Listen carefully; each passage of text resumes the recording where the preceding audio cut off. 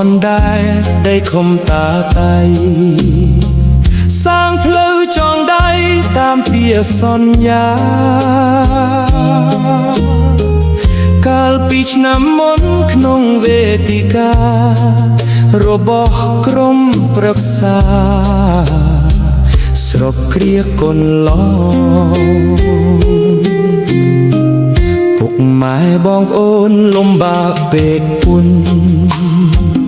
វស្សាទឹកជុំភ័យផងព្រួយផងព្រោះគ្មានផ្លូវគោកទៅមកម្ដ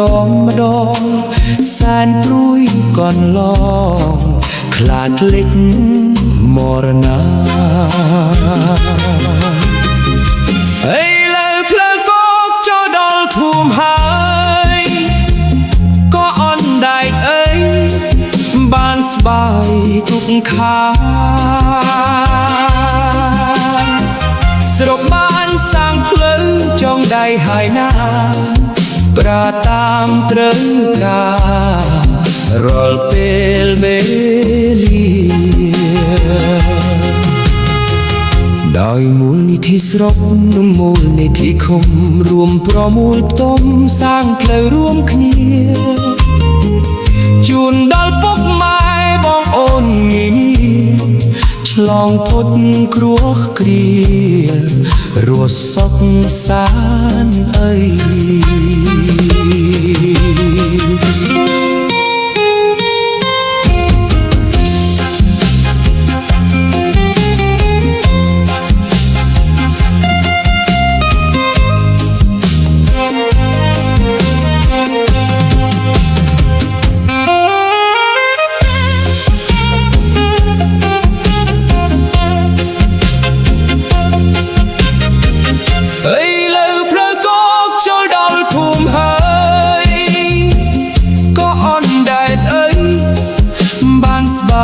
ទុកខាស្រុកបានសាងផ្លូវចងដៃហើយណាប្រាតាមត្រូវការរាល់ពេលវេលាដោយមូលនិធិស្រុកនិងមូលនិធិឃុំរួមប្រមូលផ្ដុំសាងផ្លូវរួមគ្នាជូនដល់ពុកម៉ែបងប្អូនងាយឆ្លងផុតគ្រោះគ្រា